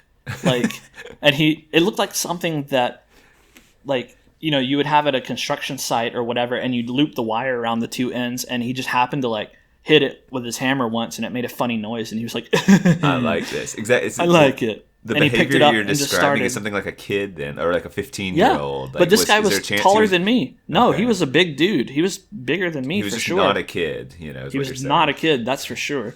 Walking around bonging this thing around the lake. I don't get it. It was bad. It wasn't like a good, cool beat or anything. Like, you know, sometimes you have people... He wasn't experimenting with it. He wasn't warming up because he was doing it for too long. It was the same beat. He wasn't He wasn't like showing off. He wasn't some eccentric artist banging on his, you know, upside down buckets, you know, on the sidewalk, making street music or whatever. It wasn't like that. It was just some dude. He didn't even seem to be seeking attention, you know, other than the fact that he was being unusual. It wasn't like he was navigating to areas with lots of people and bonging his bow. He wasn't doing that. He was just walking. His bow. So it was just weird. There's no climax or end to the story. Like, you know, I didn't ask him anything. I gave him a really a scant look, but he didn't look at me. How loud was the? It was loud. Okay. I mean, it wasn't like ear piercingly loud. It didn't hurt your ears, but I mean, you could hear it from a good distance tones? off. I'm picturing deeper tones. It wasn't bass tones. It was boingy. It was piercing, boingy tones. That leaves me scratching my head. I don't even know what to offer with that. There's nothing really. Moment. It's just weird. I thought I would share it with you. I'll make note. I mean, he's just another character that I've seen walking around the lake. It reminds me of the one character that I really miss. One time I was walking around the lake, and there was a guy. There's this area where the water comes up very near to the path. There's like a little beachy area. It's not pretty like a beach, but the water laps up against the bank right there. And I mean, it sounds pretty. It sounds pretty, but it's not. It's not that pretty right there. Because the dirt it's kind of muddy. It's not sand. It's kind of mud. It's irrelevant. It doesn't matter. Anyway, I was walking up to that spot, and I saw a guy wearing all black. He was wearing like a black hoodie or long sleeve shirt, and a black, like, I guess it was a hoodie, black pants and everything. And he was making like kind of rhythmic motions, and I didn't know what he was doing. And as I got closer, I noticed anyway, that he was holding a samurai sword in his hands, and he was just going through like samurai sword poses that were a little awkward. He obviously wasn't well practiced yet. And so he wasn't a samurai. He wasn't a samurai, I don't think. Maybe he was an initiate or something. He sounds cool the way he's dressed, though. Yeah, but he was dressed up like a ninja with his sword on the edge of the lake, like doing his samurai poses, and he was into it, man. He was just going for it, and I really liked that. Was this a one-off thing, just one time? Yeah, I never saw him again. Actually, I wanted because I didn't take a picture of him when I was right next to him, because I thought that it might have been rude, or he might have sliced me up or something. So I wanted to continue around the lake and take a picture of him from the other side, you know, standing there on the beach, on that little beach, doing his samurai poses front on from the other side of the lake. But by the time I made it over, he'd just dematerialized into the ether, probably gone off. That's what he probably ninjas do. Threw a smoke bomb and just whoosh, he was gone. Goodbye, Ninja Man. Goodbye. Samurai I guy. never saw him again, so I don't know. I guess he did his task and moved on. I think that's part of the joy on going on walks in public spaces. It's Yeah, you unusual see a lot of characters and you see some interesting folks. Most people are pretty normal and boring and friendly. Most of the time when I walk around the lake here, at least a few people, they give you a good smile and a nod and how you doing? Oh, it's a beautiful day today. Blah, blah, blah. Very friendly. So I like it for that reason. the bow guy. I'd like to think he was going to meet up with some people who also had unique instruments of handmade origin. The little rake thing, the laundry. yeah, thing. that kind of stuff. And they all jugs. play a very mundane note, and that's just what they do. I don't know. Maybe so. I didn't see anyone else like that, but I don't know. All right, so I want to round out this podcast with a brand new segment. Tell me about it. I like brand new segments. It's called Adventures in Etymology. That almost has alliteration. Almost. I'm not super satisfied with the title. It sounds kind of lame. Etymology, like who cares? But whatever. I'm Do you sticking think the average with it. person knows what etymology means? I don't know. Maybe they do. Is it fair to just say it's the origin of words and the path of which they took, like how they became what we use today? It's certainly fair to say that. Yeah. Okay. So we can define that for people. Where words come from, and that sort of thing. It's just the reason why I made this segment or thought about this segment is because I came across some words that are words and phrases that we use every day, and we don't really understand what they mean or where they came from. We just use them, and sometimes you can hypothesize where those words came from, and you have theories about it, but you're not sure if they're true. And that's kind of where this segment gets at. There are words that you will have definitely heard of and use, and you may be able to hypothesize where they came from based on the parts of speech or the syllables or whatever. And I want to see if you're right or not. I like it. I like guessing where a phrase came from or whatever. I'm assuming it's not just words; it could be phrases and stuff. Yeah, it can be words or phrases. And so it'll probably be a pretty brief segment, and more on the academic end than on the fun creative end. But I tried to spice it up a little bit, so I'll tell you the structure of how I've got it. Okay. I've got a word or phrase that I'll tell you, and I've got 3 possible origin stories. And only one of them is true. Oh, okay. And the other 2 I made up. And so you can try to tell me. Well, first I'll ask you what you think the origin is without giving you any. Yeah, that's best. Anything. And then I'll tell you the 3 options, and you can choose which one you think is the real one. And then I'll tell you what it is. Got it. So this time I've got 3 words for you. And we're going to start it off in the classiest manner. The inaugural Adventures in Etymology is going to be very classy because it's going to be scatological, etymological. Etymological, scatological, terminological. Scatological, etymological. It's like there's a song that goes that way. Yeah, I'm pretty sure. Anyway, the first phrase is poop deck. Do you know what a poop deck is? Honestly, no. So that's going to be tough. So the poop deck is it's the deck at the aft and the rear end of a ship. It usually forms the roof of a cabin. Okay, at the very, I did know that. At the very back of a ship. It's called a poop deck. So, you've heard the term before, right? Yeah, I mean, yeah. I'm trying to think of the sentence where all hands on deck, but all the poop. Dang, there's some I don't know. My brain isn't working really well right now. I can't really think of a common phrase that it would be used in, but it would be. No, I just remember chuckling as a kid. Yeah. When I learned it was the poop deck. And right. Me too. Right. So. Yeah, me too. I read it and I was like, poop deck. Funny. Right. Because it's pretty rare to have the word poop and it not be explicitly linked. But even you saying it's at the. So if I'm taking a guess, if it's at the rear end of a ship, etymologically it would just be that it was some sort of the Navy or sailors sort of would joke about which end and the poop end and the poop deck, and so that would be my guess is because it's at the butt end of a ship and poop comes out of your butt, so poop deck. And that just became a funny thing that then became more official over time. Okay, all right, that's a good guess. I think that's a solid guess. All right, so I'm going to present you 3 options, and you can see which one you want, and if one is close to your guess. So the first one is that it originated from sailors in the 16th and 17th centuries making long voyages, and they need to relieve themselves en route. And so it really is poop deck. The rear deck is usually the highest on the ship, and since it's in the back, it gives it a little bit more privacy, and it's a little bit more sanitary to poop off the back of the ship. So that's where it comes from. It's a poop deck. It's a poop plausible. deck because you poop there. Yeah. Seems plausible. Yep. So that's the first option. I assume they'll all be plausible. But yeah. Yes, I'm not making any ridiculous ones in there.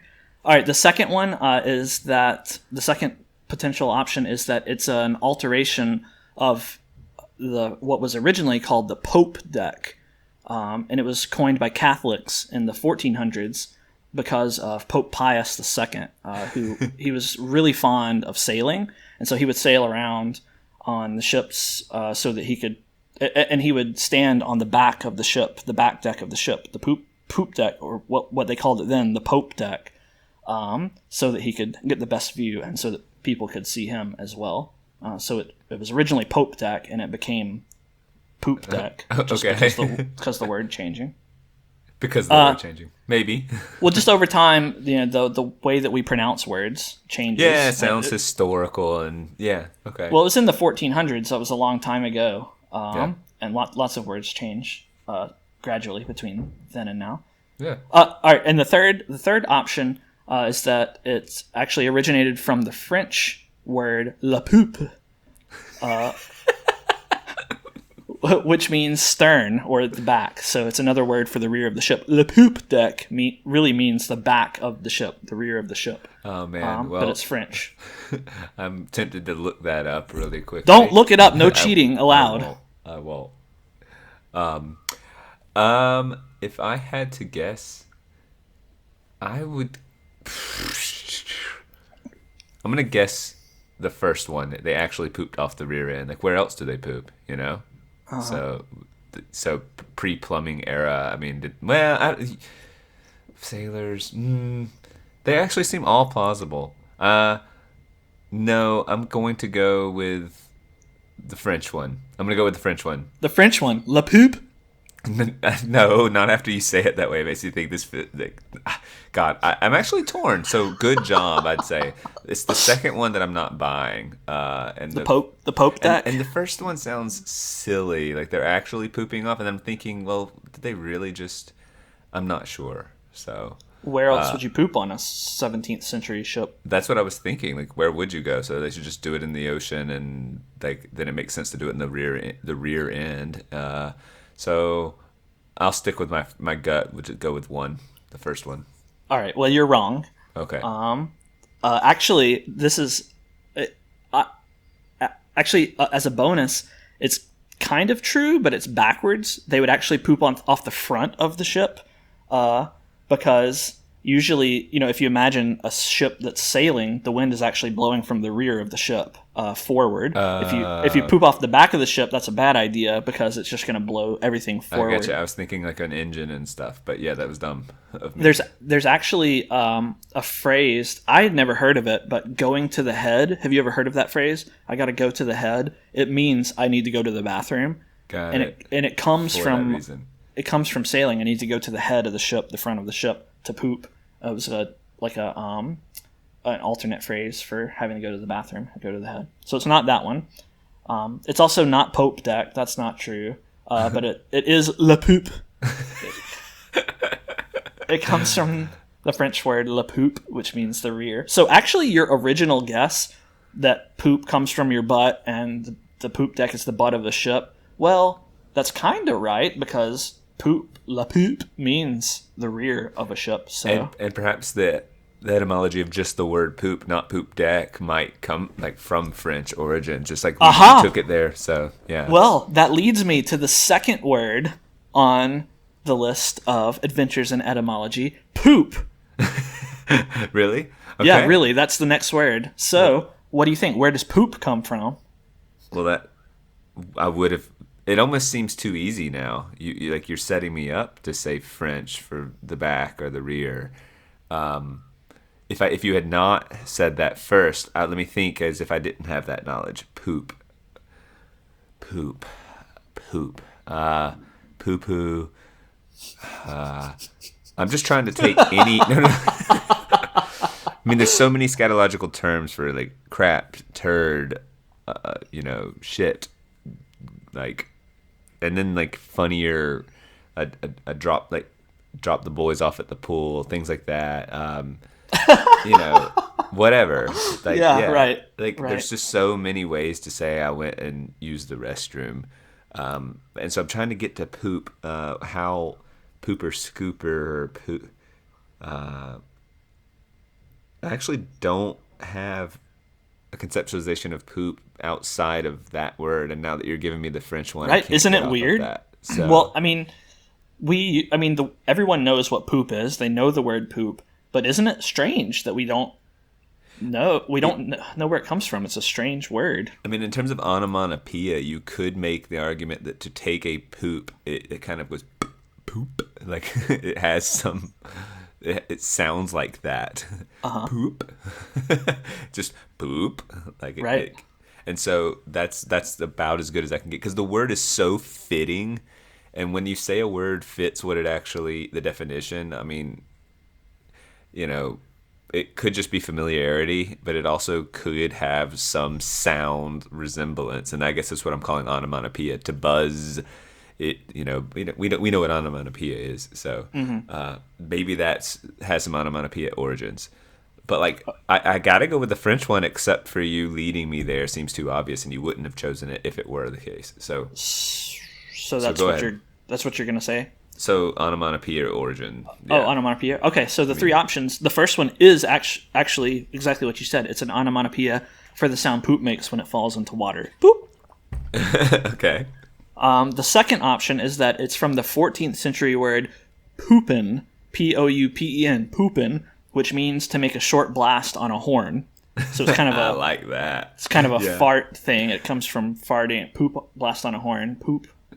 And then the third option is that it's from an Italian medical term for a part of the intestine, the pupilla, where poop is the content of the pupilla. So poop is what's inside. These were great. There. So the onomatopoeia, we know each other. Our brains think a lot. So that's what you did. We had a moment of just thinking alike, which is pretty satisfying, but I don't think that's it. The next two are very plausible to me.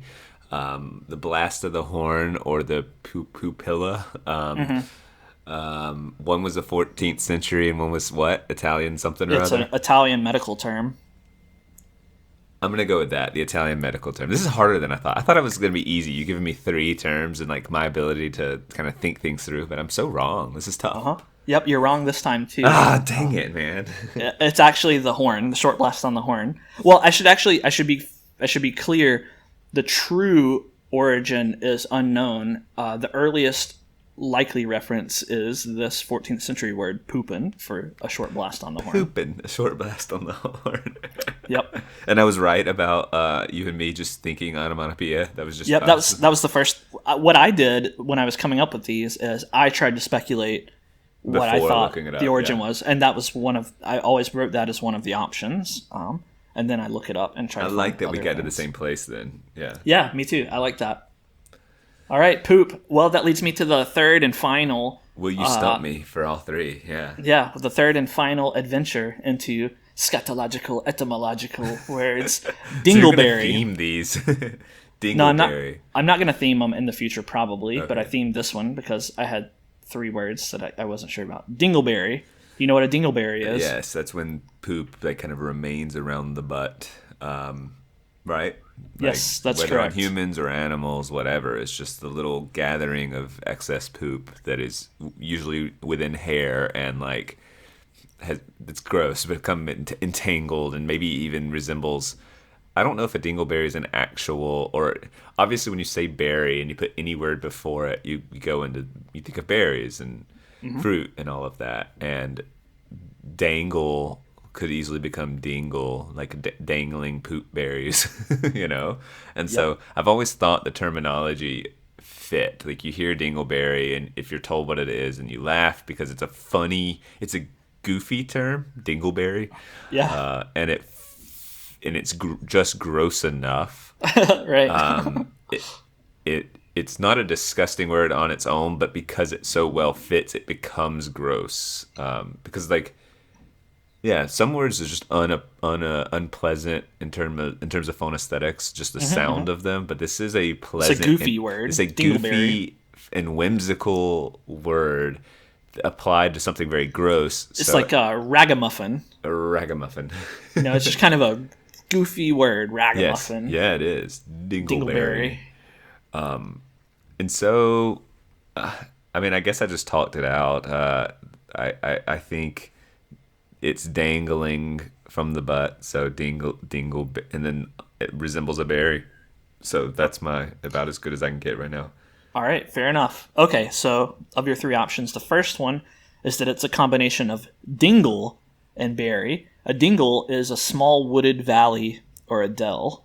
And so, you can imagine a berry bush growing in this hard-to-reach nook of the earth where the fruit is hard to reach. And so a dingle is that little nook in the woods. And so, like the crack of the butt. Yeah, your butthole is like a dingle, and the berry just kind of grows in there. That's gross. So that's the first option. The second option is what you said. It's a combination of dangle and berry. So you can imagine a berry dangling precariously from a hair, and it's a dangleberry, and it just somewhere along the line turned into dingleberry.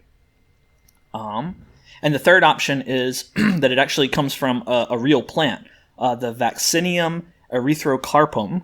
It's a mountain cranberry bush, and its seeds are notoriously sticky, and you can't digest the seeds. And so the plant is actually called the dingleberry plant. And when those seeds, when you can't digest them, you actually have dingleberries. That's where it comes from. So when you try to pass them, they just stick? Yeah, they just kind of clump all out.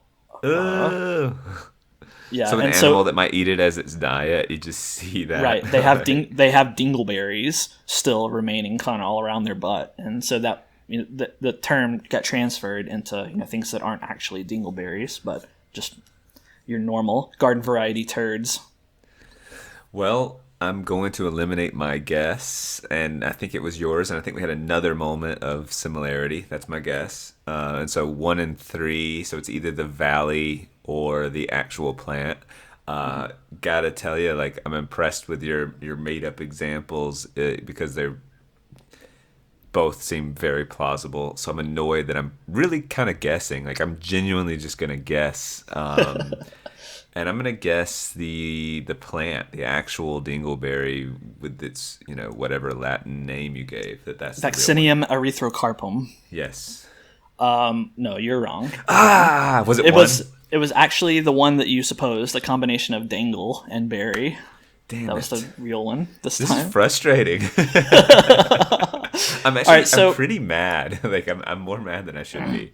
So I should also clarify again, the original use of it is actually very recent. The earliest mention is from 1973, so pretty recent, and it was just then meant to be kind of a funny name, a dumb person, like a dunce or something, a dingleberry. Yeah. And it's unknown exactly when it came to mean, a hanging little bit of poop. That's kind of unknown, but the speculation is that it is just a combination of dangle and berry to be dingleberry. But the other two are totally made up. A dingle is really a small wooded valley or dell, but I couldn't find any mention of that's where dingleberry comes from. But the justification fit, Yeah, well, actually, I was reading Lord of the Rings, and the word dingle was used in Lord of the Rings, and I thought, I've never heard this word. What is it? And I looked it up. Dingleberry. Other than dingleberry, and I looked it up, and it was a small wooded valley or dell, and I thought, maybe I wonder if that's where dingleberry comes from, and that actually is what generated the idea for Adventures in Etymology. Was because of Dingleberry. Dingleberry was the seed that spawned Adventures in Etymology. But so that one's not right. And the plant, while there is a plant called the mountain cranberry bush, that is Vaccinium erythrocarpum, that's not what happens. And it's not particularly sticky or anything like that. Yeah, I don't know anything about that. I just made that up. So. Well, I mean, it wasn't. Perhaps I was just gullible, drawn to the sciencey sounding thing, but I don't think so. It just was like that No, makes no, sense it's to legit. me. Like, Yeah, it's this makes sense that a berry that doesn't pass, and then you see it, and then it got transferred. That just like really. I'm worried I'll remember that the false information and kind of solidify that in my brain because it just the connections are there. It makes sense. But, oh yeah, and I'll mix it all up. I'll be like, it's some Italian 1400s bush that's where you go. La Dingle. It was planted La in the Dingle. rear end of the deck of sailors with a pope. I'm actually you stumped me on all three. That is a clean sweep. Like I'm feel good. yeah. I even thought it'd be too easy once I heard them. Like, where when you told me I'm gonna choose between 3, I mean I don't know. Like I'm just annoyed like that I couldn't. Dang it. Well, And even if and I could get it down to 2 typically, but I was just wrong about. Well, honestly, I was right with the last one. Dangle. And you dingle. were. I mean, you didn't. I mean, your reasoning wasn't bad. It wasn't bad reasoning. Yeah, I don't expect to catch you up in bad reasoning for this segment. Like, this isn't really a segment. I really enjoy segments where I make you look maybe not very, you don't have your ear to the ground so much Right. with respect to science or whatever. I really I like that kind of segment because it's fun to poke fun at you, but this isn't one of those. This is No, just I kind agree. of a fun little where do words come from, because that's an interest of mine. And same here. Like, well, and as an English teacher, do I feel extra? Oh Like, yeah, you I should don't feel know. pretty bad about Like, this. should I just I'm know sure. all the Wait, words? what letter are you on? What letter of the dictionary are you on? Surely you're past D by now. Yeah, we're at like T. Yeah. Oh, you've passed P for poop and Yeah. D for Dingleberry. So I guess your memory just isn't so good. Shame on me. Yeah. Well, I guess now you know what your lesson is for tomorrow. Yeah, dingleberries and poop Poop. and poop deck. deck. All right, kids, listen up. It's poop and poop deck time. Yeah. Scatological, etymological, educational. Oh man. Well, That's a good place to that end. Concludes things. We've reached the poop of this podcast. Yes. Yeah, let's not dangle our berries any further. Dun-dun-dun. Bye. Poop. Bye. Bye.